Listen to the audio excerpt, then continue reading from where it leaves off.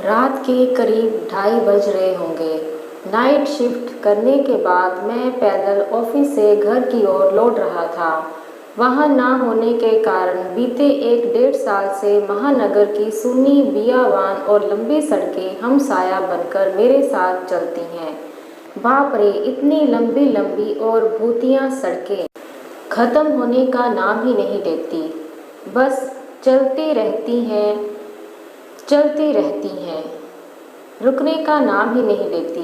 कहीं ऐसा घनघोर अंधेरा के पैर कहाँ पड़ रहे हैं पता ही ना चले, तो कहीं खंभों की लाइट से फूटते सफ़ेद झिलमिलाते प्रकाश में नहाती सड़कों की खूबसूरती देखते ही बनती हैं। रोज़ाना का रूटीन होने के कारण अब इन सूनी और अंधेरी सड़कों से डर नहीं लगता। इन्हीं सूने और बियाबान रास्तों पर दिन भर इतना हैवी ट्रैफिक और चहल पहल रहती है कि एक कदम पैदल चलना भी दूभर हो जाए।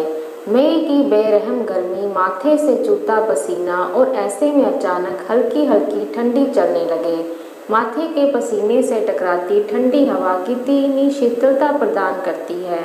ऐसे में कौन बेवकूफ़ होगा जिसका मन गुनगुनाने को नहीं करेगा।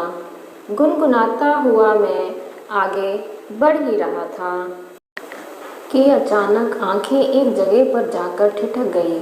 सड़क किनारे एक सभ्य सी अधेड़ महिला खड़ी दिखाई दी। करीब 100-125 फीट की दूरी रही होगी। कंधे पर छोटा सा बैग लटका था, वहीं पैरों के पास भी एक ब्रीफकेस जमीन पर रखा दिखाई दिया। सफ़ेद प्रिंट वाली साड़ी से जिस करीने से उसने अपना सिर ढक रखा था, उससे तो वो किसी भले घर की ही गृहिणी लग रही थी। लेकिन इतनी रात के, वो भी शहर के भीतर से गुजरने वाले हाईवे पर, कुछ अजीब सा लगा। हो सकता है मायके या ससुराल वालों ने बस में बिठा दिया हो और किसी कारण बस लेट होने पर महिला को देर रात यहाँ उतरना पड़ा हो। शायद उसका घर यहीं कहीं आसपास ही होगा, या फिर शायद सवारी ऑटो या रिक्शे इंतज़ार कर रही हो। लेकिन इतनी रात के रिक्शा कहाँ मिलेगा? शायद घर का कोई परिजन गाड़ी लेकर आ रहा होगा। शायद शायद शायद सोचते हुए मैं उसके बहुत करीब आ गया। नज़रों से नज़रें टकराई, मगर वो जरा भी नहीं झेंपी। मेरी आंखों में बराबर देखती रही, भय का नामो निशान तक नहीं। वरना इतनी अंधेरी और सूनी रात में अकेली महिला कम से कम मुझ जैसे मवाली सरीखे इंसान को देखकर तो डर ही जाए। लेकिन वो तो लगातार घूरती रही, चेहरे पर ना कोई हाव ना कोई भाव। हाँ, होंठों पर मुस्कान बराबर जमी रही। मैं ही झेंप गया, मुझे ही नज़रें हटाना पड़ी, कहीं ऐसी वैसी तो नहीं। फिर एकदम से सिर झटक दिया। होगी कोई, मुझे क्या लेना देना।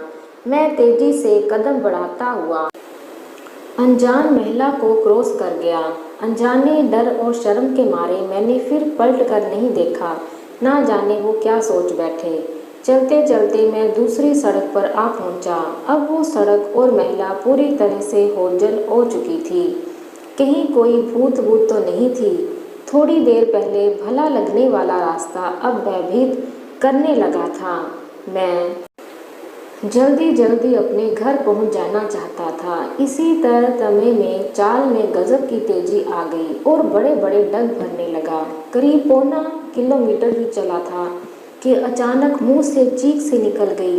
वो महिला करीब 100 गज दूर उसके सामने सड़क किनारे बैठी ठीक उठी ढंग से खड़ी दिखाई दी। कंधे पर बैग और ज़मीन पर ब्रीफकेस। ये कब यहाँ आ गई?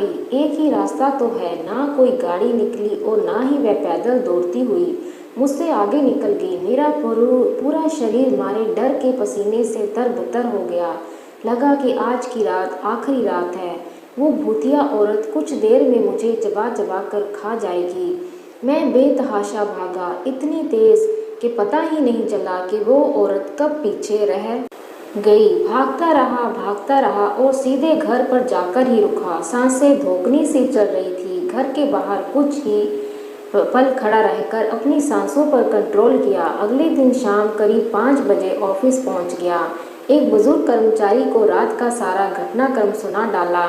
हंसते हुए बोले, नूर चचा, अरे कहीं बुच्चड़ खाने के पास की बात नहीं कर रहा। बुच्चड़खाना, मैं बुदबुदाया। हाँ, बुच्चड़खाना, स्लॉटर हाउस, जहाँ जानवर कटते हैं। बेटा, वो सड़क बहुत खतरनाक है, बहुत हादसे होते हैं वहाँ। तेज़ रफ्तार बड़ी गाड़ियों ने बहुत सारे लोगों को कुचला है।